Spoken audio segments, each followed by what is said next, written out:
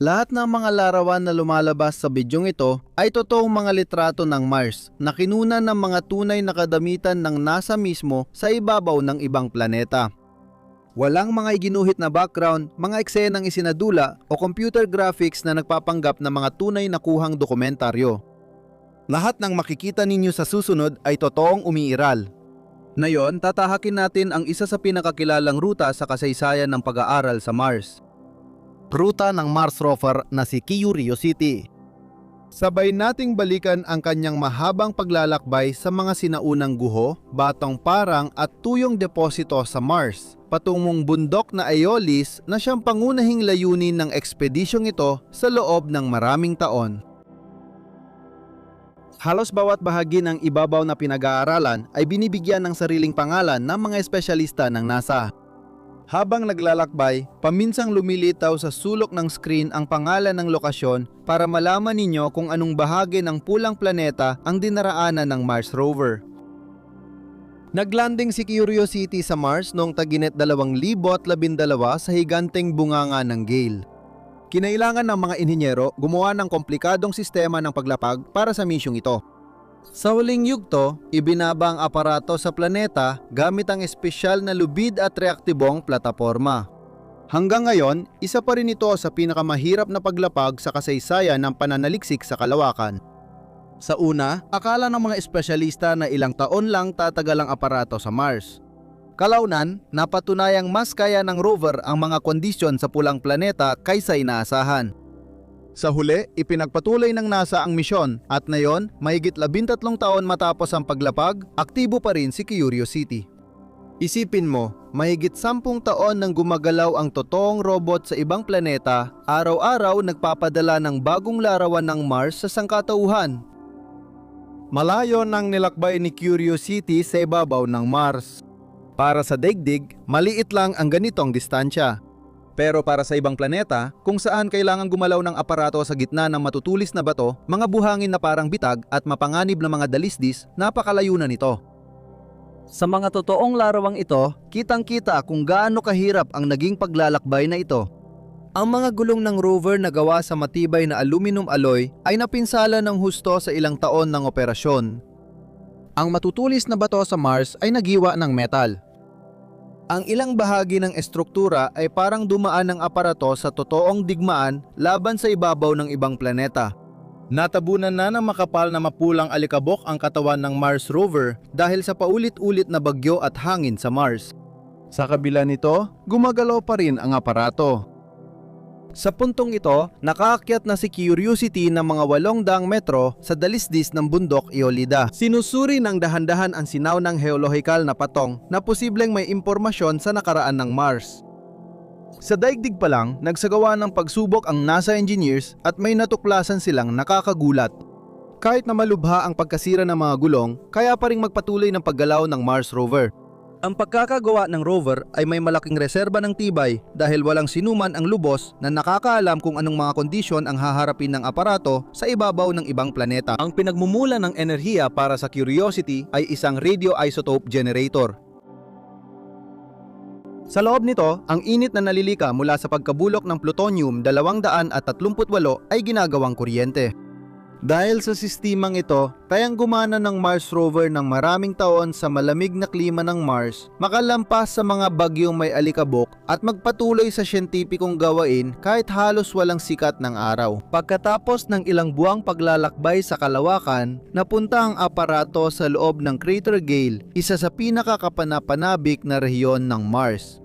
Ayon sa mga siyentipiko, bilyong taon na ang nakalipas, may napakalaking lawa rito. Habang lumilipas ang panahon, nawala ang tubig at unti-unting giniba ng mabilis na hangin sa Mars ang mga sinaunang batong sedimentaryo dahilan ng pagkabuo ng gitnang bundok na Aeolis.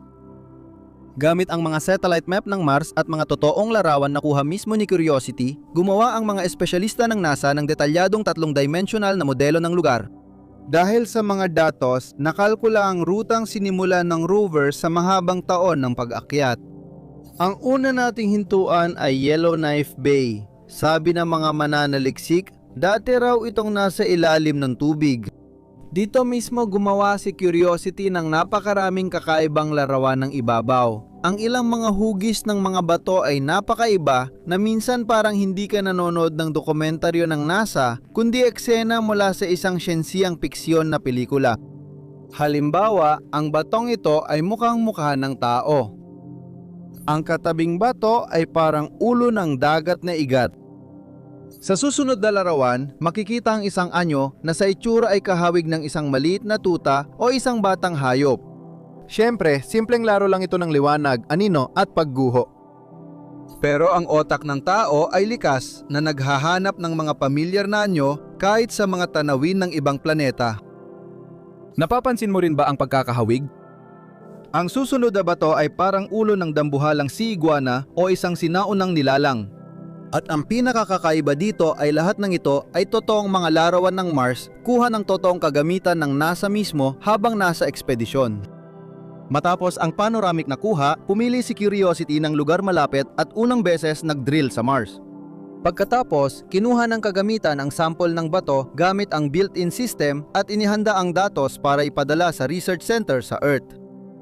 Pagkatapos, itinapat niya ang mga kamera sa kabila ng loop at kumuha ng ilang panoramic na larawan. Kahit sa gitna ng mga karaniwang bato, muling lumitaw ang kakaibang hugis at estruktura doon. At ito ang kauna-unahang larawan sa kasaysayan ng gabi ng ibabaw ng ibang planeta na kinunan gamit ang artipisyal na ilaw. Ang larawang ito ay kuha gamit ang flashlight ng Mars rover sa gabi sa Mars. Subukan mong isipin ang tanawing ito ng ilang segundo. Ganap na katahimikan. Malamig na disyerto. Itim na langit ng Mars. Isang robot na nagliliwanag sa sinaunang bato, daan-daang milyong kilometro mula daigdig. Isa pang panorama na kuha ng mga kamera ng QC, nagtala ng kakaibang anyo ang QC. Ang mga butas sa screen ay gawa ng espesyal na laser na nakakabit sa Mars rover. Gamit ito, pinapasingaw ng aparato ang ibabaw ng bato para pag-aralan ang chemical na komposisyon ng nasa ilalim. At itong kakaibang hugis sa bato ay patuloy pa ring pinag-uusapan ng maraming manonood.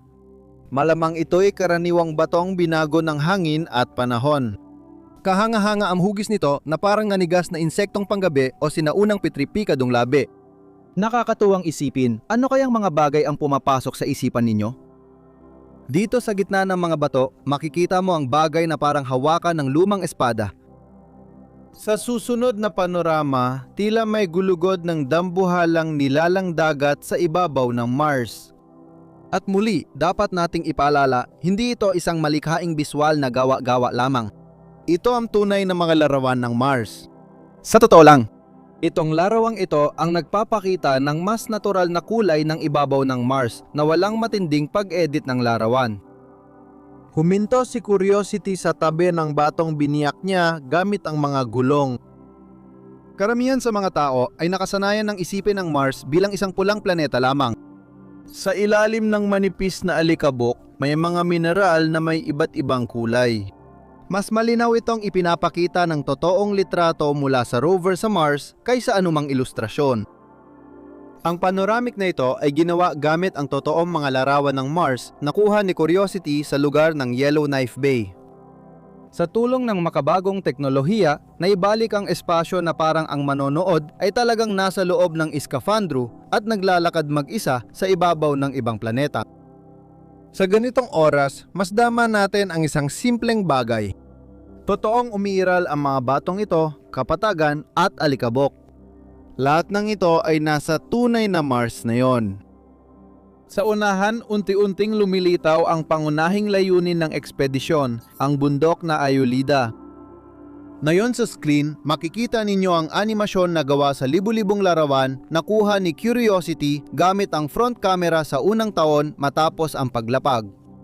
Bawat itim at puting larawan ay inedit, pinaganda at kinulayan gamit ang bagong teknolohiya. Sa paggawa ng bahaging ito, umabot na mahigit 2 araw ng tuloy-tuloy na proseso. Kung mapapansin mong mabuti ang mga kuhang ito, makikita mo ang totoong pagsikat at paglubog ng araw sa Mars. Ganito rin ang pagpapalit ng araw at gabi sa ibang planeta. Sa ganitong sandali, parang mas napapalapit sa atin ang Mars. Sa Yellowknife Bay, tumagal si Curiosity ng higit 1 taon. Noong panahong yon, marami nang nakalap na datos ang aparato. Matapos surin na pagpasyahan ng mga mananaliksik na dati, ang lugar na ito ay posibleng natakpan ng makapal na tubig. Pagkatapos ng trabaho sa Look, muling itinapat ng rover ang mga kamera sa bundok Iolida at nagpatuloy sa paglalakbay patungo sa susunod na destinasyon sa ruta ng Kimberley. Habang pinapanood ninyo ang video na ito, malayo sa malamig na Martian desert, si Curiosity ay posibleng patuloy pa ring gumagalaw. Patuloy siyang kumukuha ng mga larawan, patuloy niyang kinukunan ng litrato ang ibabaw ng ibang mundo, patuloy siyang nagpapadala sa sangkatauhan ng mga bagong larawan ng tunay na Mars. Kung nagustuhan ninyo ang paglalakbay sa pulang planeta, suportahan ang video sa pag-like. Mag-subscribe kayo sa channel at mag-iwan ng komento. Nakakatulong ito para maipakita ang mga material sa mas maraming manonood. Sa ganitong paraan, mas maraming tao ang makakakita ng tunay na Mars tulad ng nakikita ng mga kamera ng Mars rover.